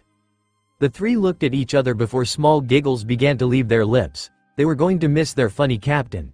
They all stepped forward and wrapped their arms around him, more laughs leaving them when the teen's cries picked up again. Carrot stepped back and smiled, the 2 beside him doing the same. "You got it, Usopp. You can count on us." "Count on you for what, Carrot?" Kaya asked with a smile, walking down to the dock with Mary in tow. Usopp turned and immediately sucked his tears back up, standing to his feet and clearing his throat as the pretty blonde girl stopped in front of him. "We're gonna protect you while Usopp's out being a pirate," the young boy replied enthusiastically, his 2 friends nodding their heads in agreement. Kaya looped her arm through Usopp's and leaned on his shoulder, looking at the 3 boys appreciatively. "Well, I thank you, my 3 brave guardians. There are no others I would rather have watching over me," she smiled tenderly. "All right, Usopp, we're getting ready to set sail," Nami yelled, stepping back on the dock and waving him in her direction. Her eyes caught the Kaya's and she smiled, waving her over as well. "Come give me a hug before we leave, Kaya." Carrot, Pepper, and Onion all 3 visibly paled at the sight of the orangeette. They almost hadn't made it through their initial run-in with the girl. At least she was wearing a dry shirt now. The moments before they all passed out were still ingrained in their minds. So much jiggle. Red suddenly consumed each of the boys' faces and their hands shot down to cover their crotches as they turned to run back up to the mansion, blood flowing heavy from their nostrils. "We'll be back at the M Mansion. Bye-bye, Usopp," Pepper yelled over his shoulder with an embarrassed stutter. The 2 in front of him waved with the same sentiment and the 3 made their exit as quickly as possible. The same thought passing through each of their minds: girls were scary. Nami knowingly smirked at the rapidly retreating trio. It was nice to know she still had that kind of effect on boys. The small boost to her ego was appreciated after watching Luffy's reaction to her practically bare chest from earlier, or lack thereof. She glared over her shoulder at her captain making his way to the dock to give his goodbyes. Idiot. Luffy stopped beside the orange-haired girl and smiled at the 2 walking in their direction before rushing forward and grabbing Kaya in a tight hug. "Bye, Kaya," he said, releasing her and pulling back to bow in her direction. "And I really can't thank you enough for giving me Mary." He stood and turned to face his beloved vessel, his smile softening. "I can't think of a better ship to take us to the Grand Line." "It was my pleasure, Luffy," the blonde replied genuinely. "I'm glad I found someone who will give her the love and care she deserves." Luffy turned back and his soft smile morphed into a grin. "You know it," he gave the girl one last hug before turning and making his way back onto the ship, waving over his shoulder. "Bye, lamb guy. I think your horns are really cool." Kaya giggled at the comment before she was grasped in a hug once again, her smile returning as she wrapped her arms around Nami's back. "It's always nice being able to talk to you, Nami?" The two released each other and the orange-haired girl stepped back enough for her to notice the ill-fitting shirt she wore. "And sorry I couldn't find anything that fit better," she apologized with an embarrassed laugh. "Nonsense," Nami replied, looking at the shirt that looked like a crop top on her. "I like wearing shirts like this." The other girl went to argue, but she silenced her with another hug. "It's okay, Kaya. I promise," she said, a smile rising to her lips, "and I had just as nice of a time talking to you." She squeezed the blonde one last time before releasing her and turning away. "Hope we can do it again sometime in the future." She didn't turn, but she waved behind her at the girl's butler while continuing to make her way up to the deck of the Mary. "See ya, mer for us." And then there was one. Usopp sighed, turning to his blonde-haired friend. He returned the smile she was sending him and grabbed her up in a hug. "I'll miss you, Kaya." Kaya wrapped her arms around the boy's back, smiling into his shoulder as they embraced. "I'll miss you too, Usopp."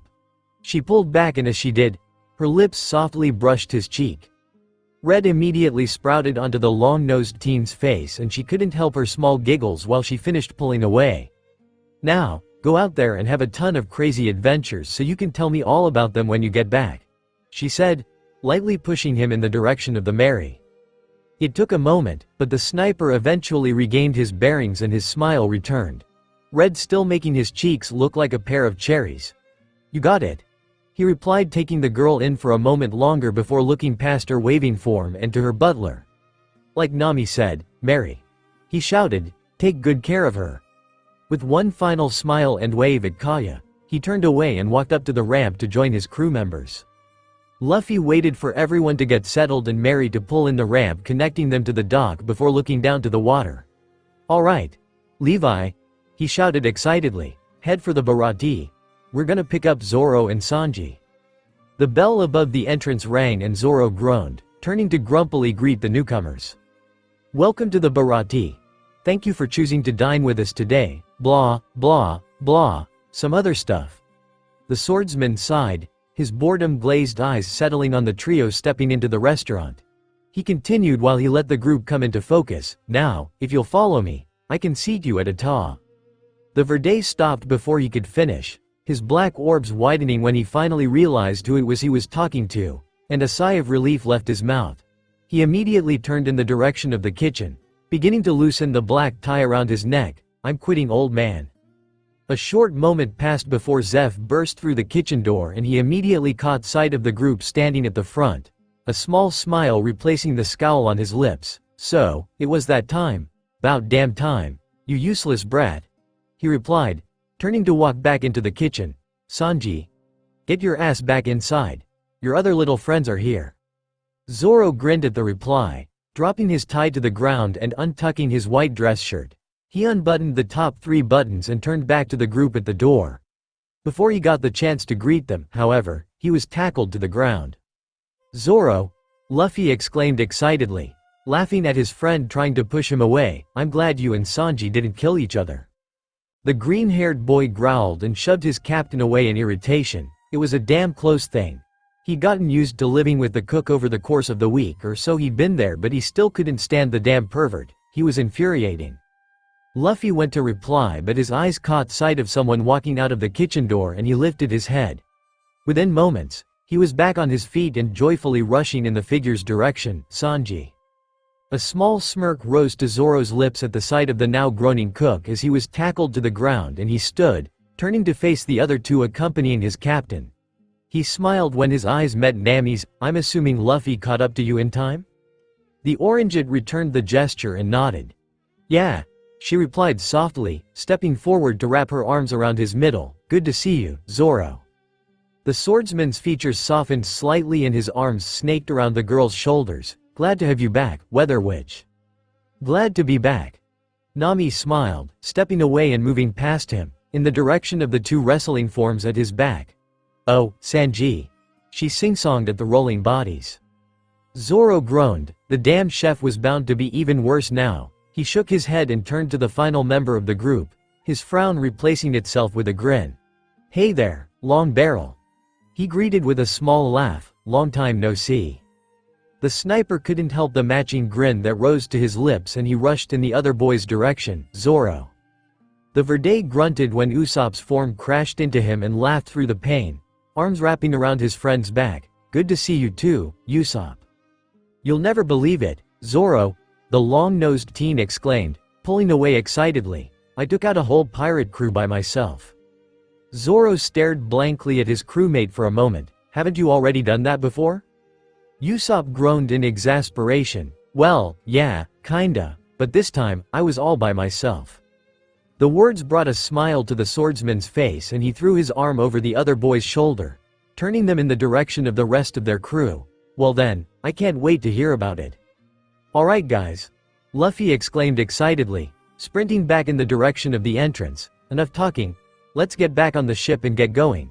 He grinned in anticipation. They had one more stop, but after that, it would finally be time. He almost ripped the front door off in his violent opening of it and was already halfway to the Mary before the rest of his crew could even register his words. Zoro and Usopp watched their captain make his rushed escape and couldn't help the laughs that rose from their lips. Looks like someone is in a hurry. The swordsman mused, turning back to the two approaching in their direction. You must be the long barrel Usopp I've read so much about, Sanji said, stopping in front of the boy. He stuck his hand out and smiled. I'm Sanji. It's nice to finally meet you. Usopp brightened at the introduction, taking the chef's hand and vigorously shaking it. It's nice to meet you, Sanji. I've heard a lot about you, too. He laughed. I think Luffy mentions your cooking close to every day.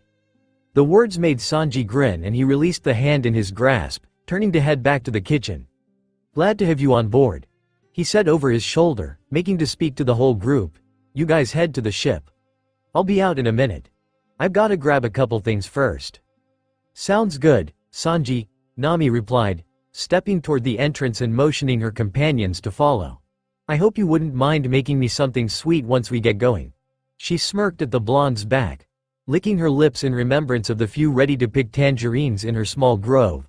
I'm thinking something citrusy. The chef's form immediately morphed into a tornado, his eyes sprouting into hearts, and he almost ripped the kitchen door off its hinges. Your wish is my command, Nami Swan. Two in the group giggled at the reply while the other simply sighed in irritation as they turned to walk back to the Mary. Hurry up, guys! Luffy shouted in impatience from his place on the ship's figurehead, and, Sanji, make me something to eat when you get on the ship. He turned back toward the restaurant and groaned when he saw one of his crew members missing from the group walking through the door. Actually, the most important one at the moment. His stomach grumbled loudly and he grabbed it in annoyance. Where the hell is Sanji? Quit yelling, damn it! Nami screamed back with shark teeth. She huffed when she saw the boy sufficiently cowed and led the trio down the steps to the restaurant's fin. He's grabbing a few things. He'll be joining us soon. Zoro grumbled, following in their navigator's footsteps with Usopp on his heel. We should just leave without him. He whispered to himself in annoyance. They were probably better off without the damn cook anyway. Sanji placed his last knife in the box he held in his hand with a sigh and shut it to place in the bag at his feet. The chef lifted the bag and looked around the kitchen as he walked toward the door. He was going to miss the Bharati in general. All his fellow chefs, even the old geezer. He shook his head and stepped through the swinging door, a smile rising to his lips. He'd be back to see them again someday. The blonde let his feet carry him through the dining room and he eventually stopped at the entrance, smile softening when he turned to take one last look at the place he'd called home for most of his life. A moment passed while he let his eyes shift across the familiar space before he turned away, his smile morphing into a grin as he pushed the door open. It was time to get going. Luffy immediately jumped to his feet when he saw his chef step out of the door to the Bharati. Hurry up, Sanji. It's time to go.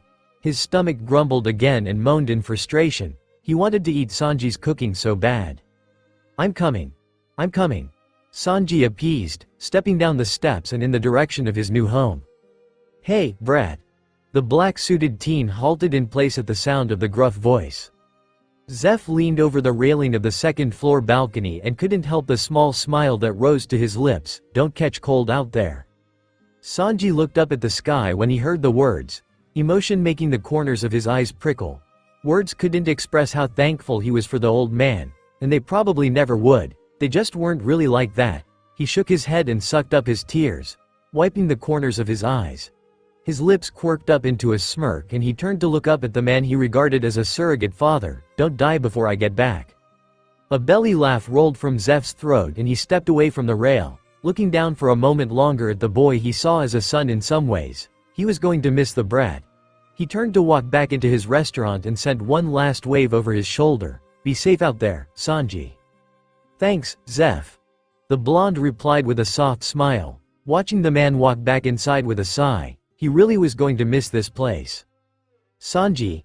Luffy yelled once again, grabbing the other boy's attention. He locked eyes with him and pointed downward at the ship. "Mary. Now." His hand shifted to point at the galley door and he made sure the chef followed it.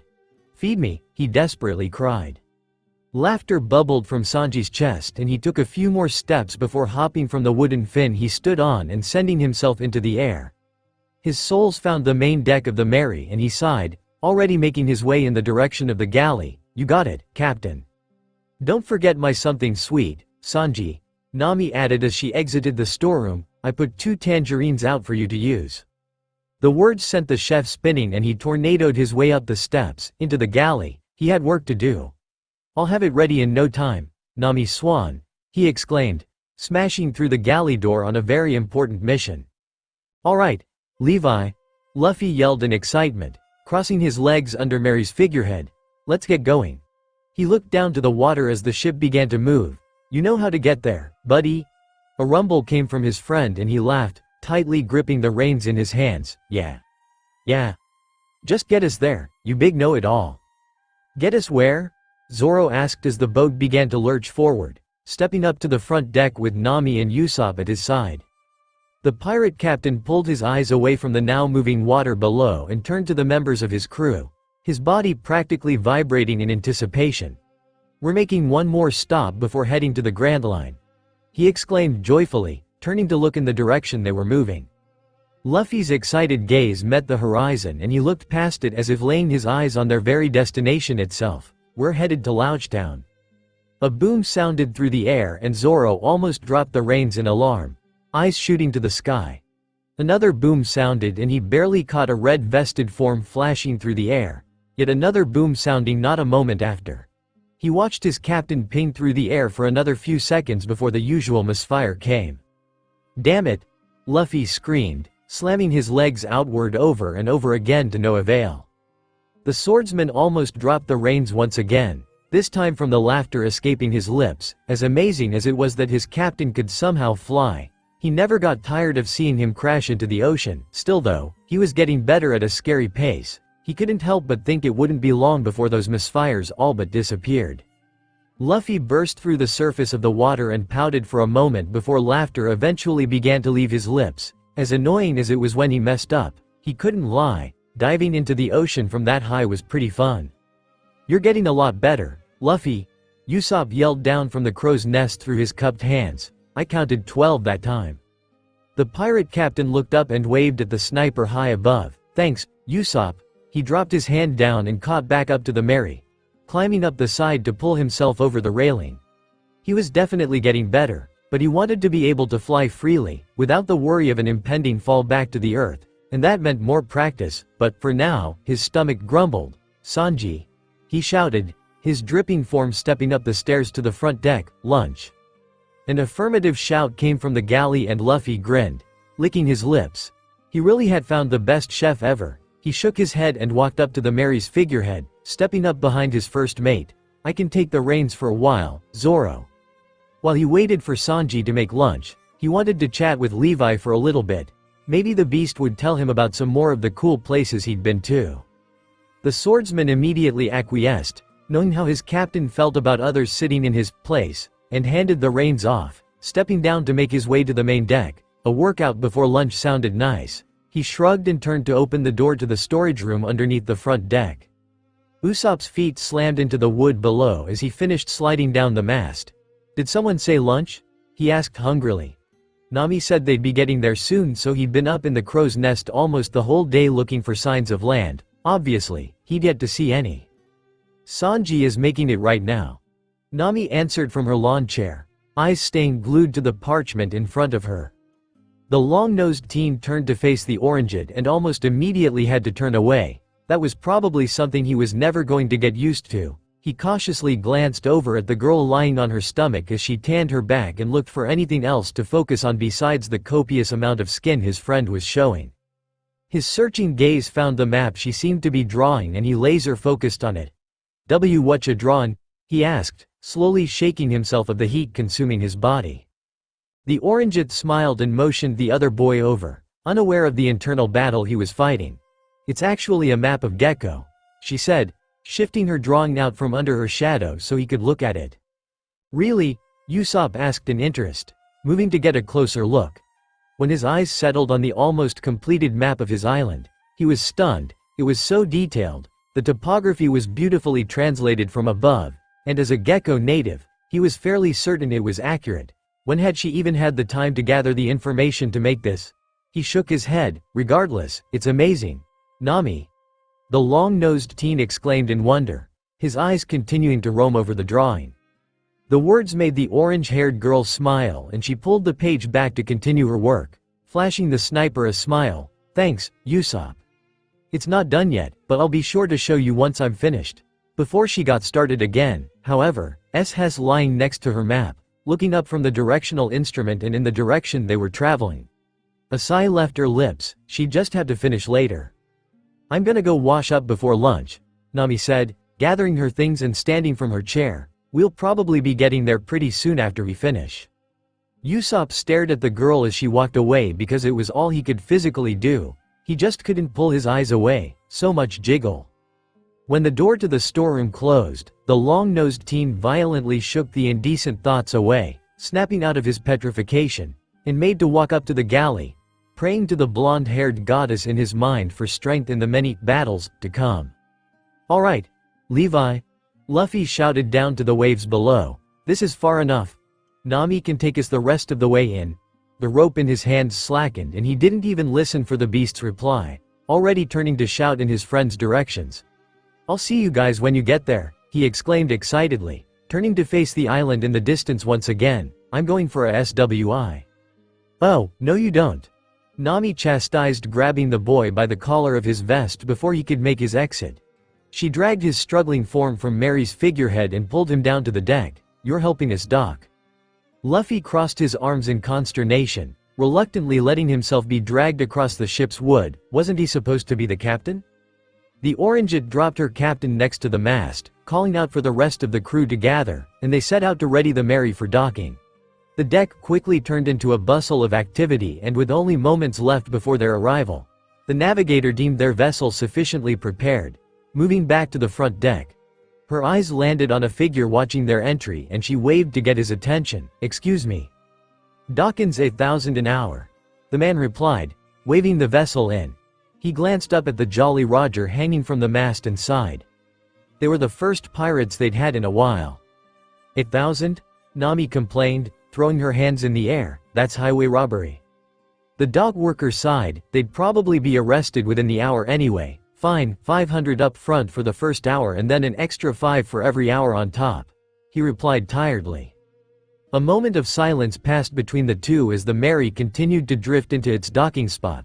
350. Nami eventually rebutted. The man stared at her blankly. 450. The Oranget narrowed her eyes. 375. The staring match between the two continued all the way until the ship stilled, floating in its place now parked at the dock. 400. The man revised, breaking eye contact with another sigh. And that's as low as I'm go. A pair of feet slammed into the area directly in front of him and he yelped. Deal. Nami smiled, reaching into Genzo's wallet and handing over the agreed upon amount of money. She shooed the man away and turned to yell up to the deck of the Mary. All right, boys. Drop the anchor and tie her off, she ordered. A splash echoed from the side of the ship and 4 forms hopped over the railing, their feet slamming into the wood of the dock. As soon as his feet were back on solid ground, Luffy was almost immediately sprinting past Nami and in the direction of the main part of town. He couldn't help but be excited. This was the Pirate King's home, the place where he died. The thought sent shivers down his spine and he turned to yell in the direction of the group just now beginning to follow his lead. I'm going to the execution platform. The straw-hatted pirate captain tuned out the rising exclamations of his crew and bolted out of their sight, his smile growing with every step. He was totally gonna get on top of it. As he continued to push toward his destination, twisting and turning through various dark alleyways, he suddenly skidded to a halt, realizing something very important. He had no idea where the execution platform actually was. Luffy looked around at the various branching paths surrounding his position for a moment before shrugging and picking one of the alleyways at random. He was bound to run into someone who knew at some point. The crew of the Straw Hat Pirates watched their captain's form disappear with a collective sigh, not one of them knowing when they would see him next. "All right," Nami eventually said, breaking the rest of the group out of their stupor. She faced the sniper of the crew. "Usopp, you said you wanted to shop for some souvenirs, right?" "Yeah," Usopp replied, excitedly. "I mean, this is Loungetown, after all." The Orangeite waved the long-nosed teen over. "Then, you're with me. I've got some shopping I want to get done. Plus, I can tell you what's good stuff and what's cheap stuff. I've got a good eye for that kind of thing." She shifted her gaze to Sanji and Zoro as Usopp shouldered past them to stand beside her. "You two go pick up anything you need and, after you're finished, we'll all meet up at the execution platform to look for Luffy. Sound good?" Nami smiled when they nodded their heads in confirmation and looped her arm through Usopp's, turning them both toward the denser areas of town. "Come on, Usopp. We've got shopping to do." Zoro and Sanji watched the two rush away until their figures disappeared before turning to one another, their eyes battling for a moment. Silence consumed the air between them when, suddenly, it vanished, grunts leaving both of their mouths. "Don't get lost, Mosshead," Sanji jabbed, turning to walk in the opposite direction. Zoro growled at the comment. "Just shut up and go perv over some girls, Cook. It's all you're good for." He smirked at the tensing of the blonde's form and turned in the opposite direction, ending the interaction as he let his feet carry him to wherever it was he needed to go. Now that he thought about it, he did need some new sharpening stones. With a final destination in mind, the swordsman's gait grew in confidence and he continued on his chosen path. However, his confidence was unfounded, as he was completely unaware of the fact that the place he was looking for was in the exact opposite direction. Chapter 42, Town of Rouges. "Where the heck am I?" Luffy groaned in irritation, head shifting around the empty area. He hadn't seen a single soul since he'd exited the alleyways. The cobbled street was lined on both sides by buildings of all sizes, but not a single one of them looked occupied. He grumpily continued on his path down the seemingly abandoned area of town until his eyes landed on the first building he'd seen that showed any signs of life. The pirate captain picked up the pace and quickly approached the building with light pouring out of its windows. When he stood in front of its saloon-esque doors, he looked up to the sign hanging above his head and it read, "Gold Roger." His eyes turned to stars. That was the name of the Pirate King.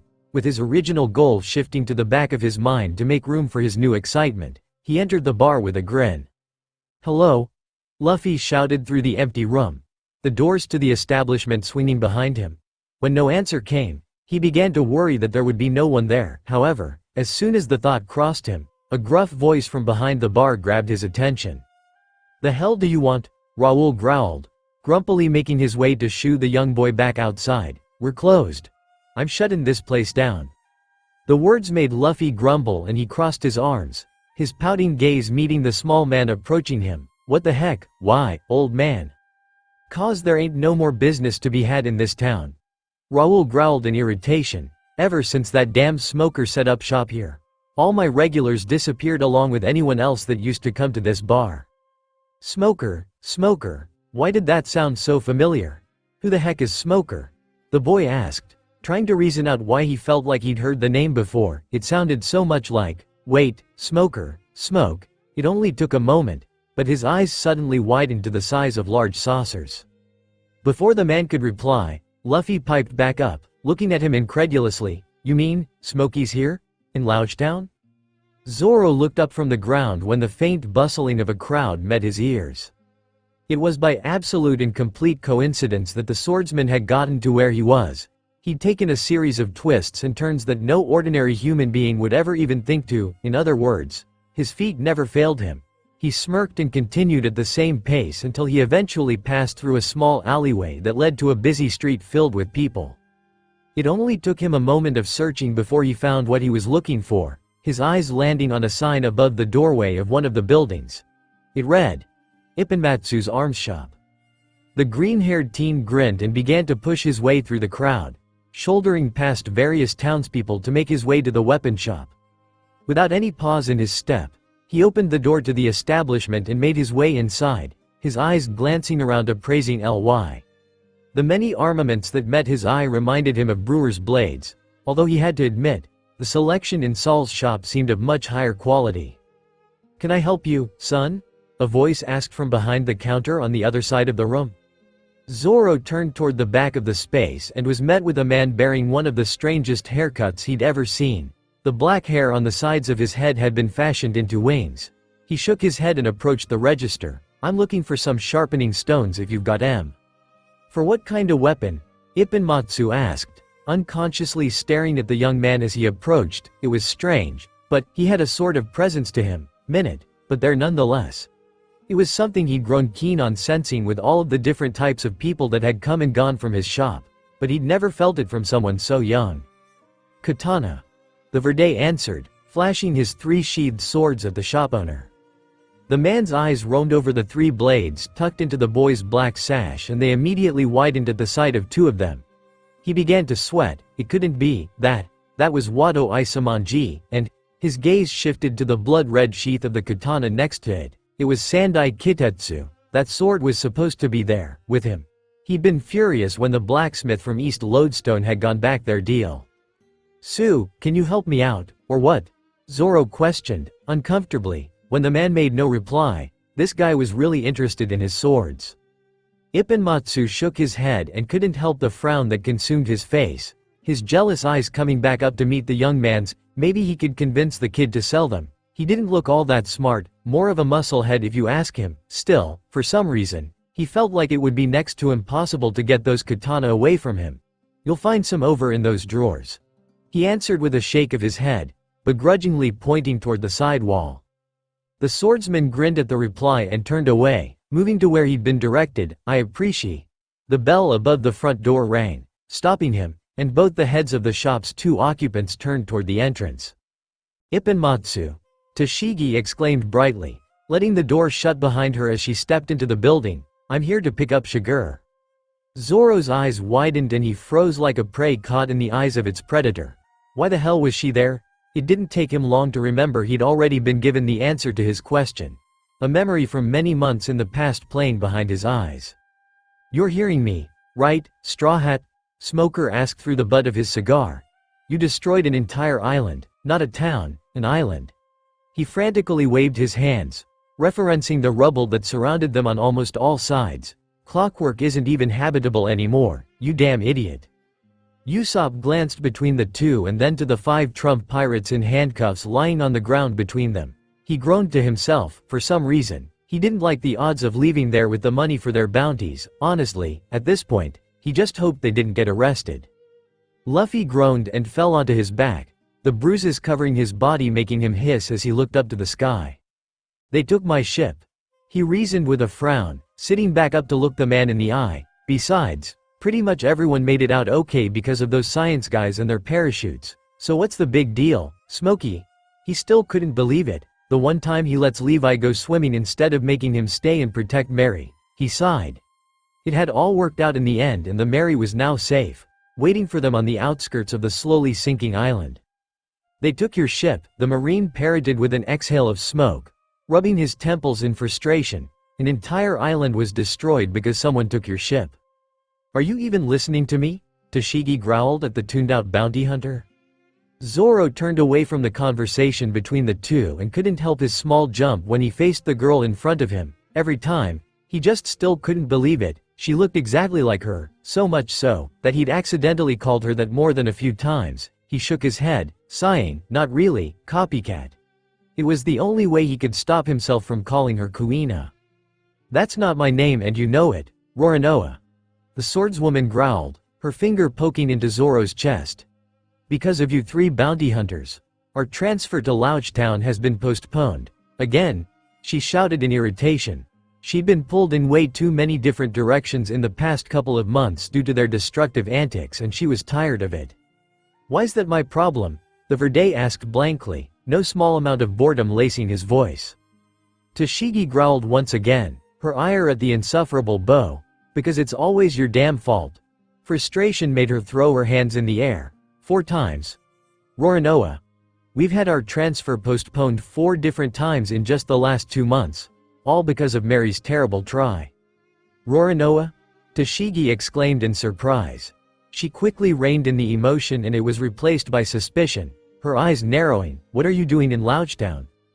Zoro was quickly brought out of his thoughts and had to take a second to gather himself, a small smirk eventually rising to his lips. Good to see you too, copycat, he teased. The swordswoman's face morphed into a scowl and she stalked in the taller boy's direction. Damn it.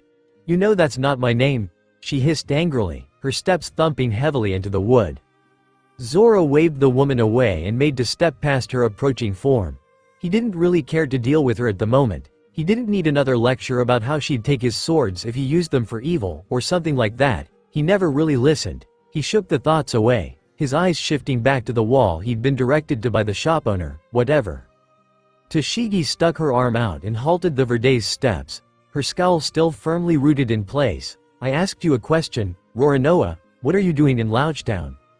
The swordsman pushed her arm away and continued toward his destination without answering. He stopped in front of a cabinet full of drawers and began to open them in search of what he needed in regards to sharpening stones. If you're asking if the city's in danger, it's not. He provided from over his shoulder, eyes shifting over the various blocks of stone. That still doesn't answer my question.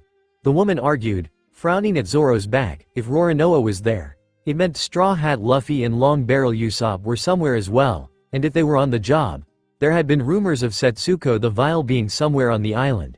But they had just started recently and there had been no deaths yet. An active search by the Marines hadn't even been ordered, so how could they even know about it? Mary's terrible trio is retired, copycat. Zoro sighed, placing another stone onto the few gathered at his side. Hopefully, he didn't let it slip that they'd retired to become pirates. That would probably complicate things. The words made Tashigi's scowl disappear and she gaped in surprise as her thoughts of the criminal she assumed he was pursuing vanished. You, retired?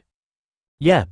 The Verde replied, popping the pages. He grabbed one more stone from the drawer before closing it and gathering up the ones at his side, happy with his selection. They were of pretty high quality and were sure to last him a good while, although, he'd probably have to hide them, if he ever caught the damn cook sharpening his kitchen knives using his stones again. He was sure he'd blow a gasket. But why? The Marine asked incredulously. Don't get her wrong. She was more than happy to hear the news, but she couldn't help but be curious. Zoro froze in his approach to the register, sweat beginning to drip down the small of his back. He scrambled to find something to say when it suddenly hit him, a small smile rising to his lips as his panic faded away as quickly as it had come. We decided to chase our dreams instead. His footsteps resumed in the silence that accompanied his words and he set his sharpening stones on the counter, looking to the man still standing behind it. How much for these? Ipponmatsu counted up the price for the items and took one last longing look at the swords in the boy's sash before shaking his head with a sigh. 4,000 for the lot. The Verde nodded and retrieved the money from his back pocket, counting exactly 4,000 berries. He definitely remembered having more than that. He scowled to himself and handed the bills over. Damn witch. Want me to bag those up? The shop owner asked, placing the money in the register and reaching underneath the counter. Zoro thought for a moment before nodding his head in confirmation. I'd appreciate it. We weren't done talking, Roronoa. Tashigi interjected, approaching the counter to stand beside him. The swordsman sighed in exasperation, thanking the man handing him his purchased stones. Yes, we were. He turned away from the counter, bag in hand, and made to exit the establishment but was stopped before he could take his first step. Well, I wasn't done talking to you, the woman argued, pulling her hand away from the young man's chest to hand over what she owed for the polishing of her blade. Her expression suddenly turned from angry to joyful and she sent Ipponmatsu a big smile. Thanks, Ipponmatsu.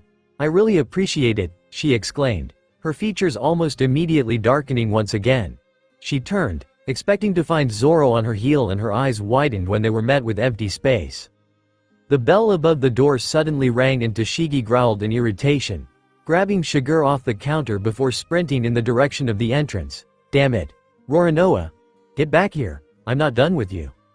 Sanji sighed as he strolled through the streets, a multitude of bags filled with various foodstuffs and kitchen supplies hanging from his arms. He found everything he needed relatively quickly and was now headed back to the Mary to drop it all off. As the chef's feet carried him back to the docks, his eyes landed on a gathering of open-aired tents filled with a large group of people and several cooking stations. What the heck was going on over there? He paused and thought for a moment before shrugging and making his way toward the area. He probably had enough time to at least satisfy his curiosity. Sanji stepped into the crowd, and before he got the chance to ask anyone what was going on, his eyes landed on a large sign with a picture of a massive fish on it. "Come one, come all, anyone is welcome to join in the competition," a large man behind one of the cooking stations yelled. He turned and pointed to the item that would be awarded to the winner. "If you win this cooking contest, you'll walk away with a blue-skinned elephant tuna." He turned back to the crowd. "Better hurry, though, cooking starts in 5 minutes. The chef couldn't help the grin that rose to his lips. He'd never cooked with a fish like that before. The thought sent excitement pulsing through him, and he immediately went to submit himself for entry. However, just before he made it to the table, 3 words coming from somewhere in the crowd made him freeze, his head whipping around to find their origin. "Sir?" the woman sitting behind the registration table asked politely. "I'm taking down the final entries right now. So, if you want to compete, you need to let me know now." Sanji barely even heard the woman speak, his eyes still wildly searching the crowd for the person he'd heard speaking. He was sure he heard correctly, those 3 beautiful words. He just had to find the man and get the location of his new destination, the location of heaven. His gaze locked on 2 figures exiting the crowd, and, with everyone else staying to watch the upcoming contest, he determined that one of them was who he was looking for.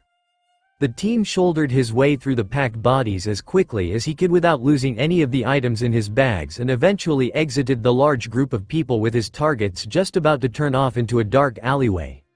"Wait!" he desperately cried, sprinting in their direction, his speed increasing when he saw them stop at his words. Within moments he was standing in front of the 2, his heartbeat quickening. "Where is it?" The 2 men looked at each other in confusion before looking back at the blonde. "What are you talking about, kid?" the man on the left asked impatiently, his hand shifting down to adjust his crotch. "And hurry up. We got places to be," he added with a lewd smile. The boy gulped before he answered, the words making his throat know. He stepped closer to the 2 men and his hands clapped together at his front, head dropping down into a bow. "Please, tell me where it is, the promised land." The 2 men looked at the prostrated boy, still wondering what it was he was talking about. The one on the right shook his head and went to shoo the strange kid away, but stopped before he could begin to move. "The red light district," Sanji shouted desperately, immediately coming up from his bow and grabbing one of the men by the collar. "You have to tell me where the red light district is. Why do I have to carry everything, Nami?" Usopp groaned, his feet dragging under the weight of all the bags on his arms.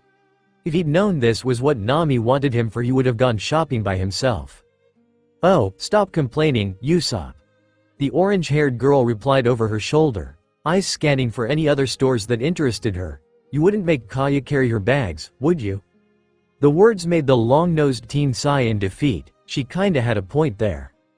"Besides, you wouldn't have gotten those goggles if it wasn't for me," Nami added matter-of-factly, continuing to lead them down the cobbled street. Usopp sighed once again, another good point, although, he'd had to pay that kid a lot. Still, he thought it was worth it. He had an idea for a modification of the lenses that he was really excited about and wanted to get started on as soon as possible. It made him hope his companion was getting close to being shopped out. He looked up to the girl practically skipping in front of him and couldn't help the agonized moan that left his lips. She didn't even look close to finished. The orangeette suddenly jumped in excitement and ran toward one of the buildings lining the street, waving her crewmate to follow. "Come on, Usopp," she yelled without turning around. "I saw a really cute top in there." The sniper groaned in exasperation but complied nonetheless, his reluctant footsteps beginning to follow the rushing girl. He really should have gone shopping alone. Hopefully, everyone else was having a better time than he was. Sanji sprinted through town as fast as he possibly could, dodging and weaving through the crowded streets. He'd gone back to the Mary to drop all of his bags off and almost immediately set back out in search of the paradise that awaited him, following the directions he'd received to a T.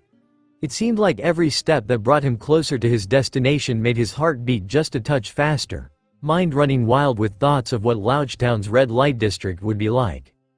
The chef skid to a halt with a hiss when he realized he missed a turn and immediately went to backtrack, impatience making him grit his teeth.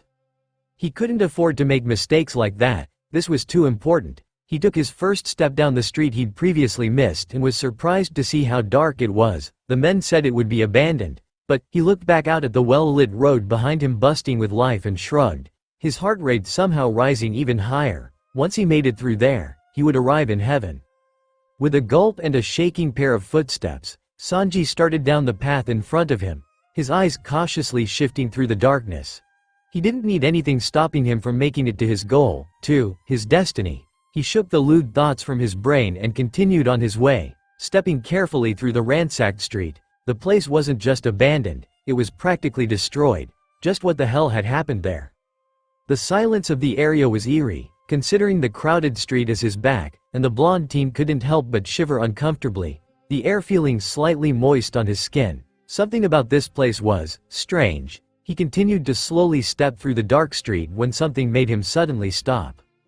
Sanji narrowed his eyes and cast his gaze around the area as he listened intently for the noise to come again. He thought he'd heard something like a whimper. It was so small he could almost convince himself he hadn't heard it. He strained his ears for a moment longer before eventually coming to the conclusion that he was hearing things, gathering himself to continue down the dark path once again. It wasn't long before something in the distance caught the chef's attention. Was that light? His heart began to beat faster than it ever had before and he froze on the spot, gulping. Was he truly ready for this? What if heaven was so bright and beautiful that he never wanted to leave? Could he let his friend sail away from Loungetown without him?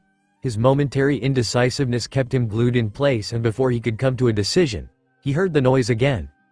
Sanji whipped around and his calculating gaze once again shifted through the abandoned street. It was definitely a whimper, and it sounded like it came from someone young. The thought made him grit his teeth and he shot a look over his shoulder at the light beckoning him. As much as he wanted to run off to the heavens, he turned away and began to retrace his steps down the dark abandoned street. It looked like they would have to wait. The small whimper hit the teen's ears again and his narrowed eyes moved to where he thought it came from. He was getting closer. His gaze landed on a decrepit building with two small windows that were both partially boarded up and a door that barely still hung on its hinges. He steeled his nerves and cautiously approached the building, stopping at one of the windows to peer through the open slot in the boards. What met Sanji's vision was nothing but black and he scowled, squinting to try see through the darkness. He was pretty sure this was where the sound had come from. Another whimper came from somewhere inside and he immediately knew he had the right place, standing to move to the front door. He cautiously walked up the few steps out front and grasped the door handle with a wince when a loud squeak shot through the air. Well, hopefully there was no one dangerous inside, because there went the element of surprise. Hello? The teen questioned, pulling the door the rest of the way open to step into the darkness. Is there anyone in here? Oh, would you look at that? Little Timmy. A voice exclaimed from somewhere further inside the building. Because you couldn't keep your mouth shut, we have a visitor, how fun. Sanji's heart rate picked up at the sound of the high-pitched voice, his steps still slow and cautious as he approached. Who's there? A pause accompanied the question. Why, what a great question. The eerie voice eventually replied, now that you're here, it's just you, me, and little Timmy here. The blonde's eyes widened. Whoever this was, they had a kid with them. He'd thought it likely before, hoping it was just someone stuck in a well or something, but something much more serious was happening, and for some reason, he felt like it was much more sinister too. Come join us.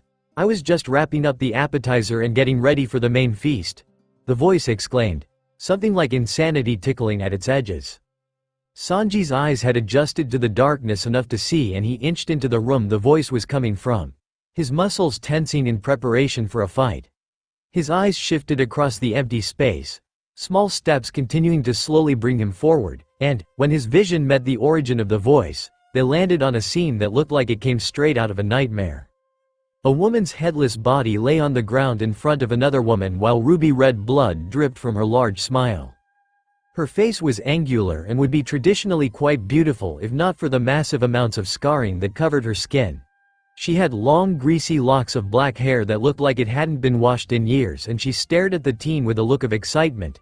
At her Sidre than 7 or 8, keeping his tearful eyes tightly clenched shut as he whimpered in agony at the loss of who was likely his mother. "Well, aren't you pretty?" the woman cheered with a laugh. "I'm glad to have someone as handsome as you join me for my meal." Her eyes shifted to the boy at her side and she grabbed him by the cheeks, licking her lips hungrily. "It's sure to be delicious." Bile gathered in the back of the chef's throat, but he couldn't pull his eyes away from the scene. "Why the hell are you doing this?" Sanji managed to whisper out. It was just unbelievable. If he was correct about what he thought preceded his entrance. His eyes shifted to the boy in the insane woman's grasp. Then he'd had to watch his mother. A gurgle shot through his stomach and he had to hold his hand against his mouth so he didn't vomit. Another laugh left the woman's throat and she dropped the child to the ground before standing up.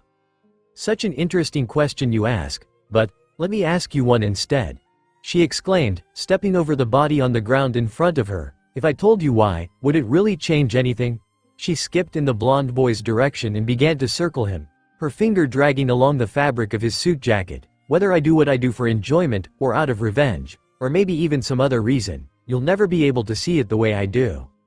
Sanji couldn't argue her point, but he also had nothing to say in return. His only option was to stand there as she circled him, his body shivering in disgust at her touch. It was the first time he'd ever had a reaction to a woman like this before, and yet, still, even as his eyes roamed over the boy kneeling behind his mother's body, he wasn't sure he could do it. He didn't know if he could hit a woman. It went against everything he stood for. But if he didn't fight, what about this child who'd been forced to watch his mother be murdered? If he didn't fight, what did that say about him?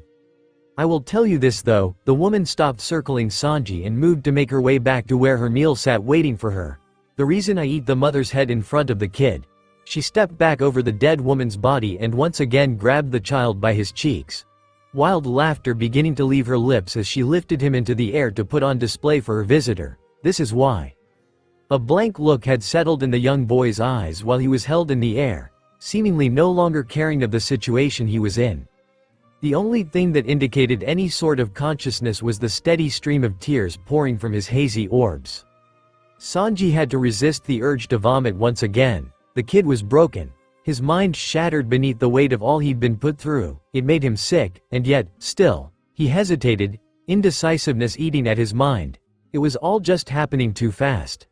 His entire being revolved around the fact that all women were wonderful creatures he was blessed to share the world with. Everything he stood for was being challenged, uprooted, and it made him angry. For the first time in his life that he could ever remember, Sanji looked upon a woman with nothing but vitriol in his heart, his eyes never leaving the boy being held suspended in the air as they peeled into a glare. "Ooh!" the woman squealed in ecstasy, tossing the child back behind her. She could eat in a minute. She was enjoying her time with the handsome blonde. "What a nice look," she exclaimed, approaching the glaring boy once again. "What is it, handsome?" she asked with a pout, leaning into his personal space. "I can tell you want to hit me. I've seen that look before." She began to circle him once again, her bloody smile widening as he continued to stand still. "So, why don't you?" The chef grit his teeth, heat beginning to swirl violently inside his body and coalesce in his right leg. He made no response while the woman taunted him because he physically couldn't. He wasn't sure if he could stop himself from lashing out if he opened his mouth, and if he did that, he felt like a part of him would shatter. "Is it 'cause I remind you of someone?" the woman asked playfully, looking into his eyes as she passed him. She waved the question away before he could answer, her steps turning into skips. "Is it 'cause I ate that lady's head?" She was little Timmy's mom, ya know. The words got a small reaction from her visitor, but she still hadn't found what she was looking for. "Well, then what the heck is it?" she cried in exasperation. She thought for a few more seconds before looking up at his face once again. Maybe he was one of those kind of guys. He seemed like the type. The blonde kept himself still when she stopped circling him and she leaned into his personal space, a small smirk beginning to rise to her lips. "I think I've got you figured out, handsome," the woman said, bopping the teen's nose with the pad of her finger. Her bloody lips widened into a smile and she looked deep into his eyes. "It's because I'm a woman, isn't it?" Her features brightened in amusement at the inner turmoil she could now see leaking onto the boy's face. "Bingo!" She stepped back and reached into the cloak that covered her form, pulling something from inside. "Well, Then, maybe this will help. The scarred woman held up the item and let it unfold, more laughter leaving her lips at the look of disgust on her guest's face. "Say hello to my daddy," she exclaimed through laughter, excitedly showing off her father's face like it was something much more benign than the skin of another human being. "He's the first and only man I ever killed." Without waiting for a reply, she squeezed the makeshift mask over her head until it rested comfortably against her own skin, sending her guest a smile through her father's mouth. Maybe this would do it. Sanji's eyes widened in realization and his mouth opened against his will. You're Setsuko the Vile. In the flesh," the woman exclaimed, excitement shooting through her at getting a rise out of the blonde. "You'd never believe how easy it is to kill people when everyone thinks you're a man." She turned to the child still lying on the ground behind her, and decided to see how far she could push her luck, turning to look back into a pair of glaring blue-gray eyes. She wanted to break him. She wanted to see him shattered just like little Timmy. "Now, if you'll excuse me." Setsuko peeled off her father's face and smiled wickedly at the blonde. "I've got a meal to eat. The only question is—" Her eyes locked to his and she licked her lips at the growl that left his throat. "Are you gonna let me eat, handsome?"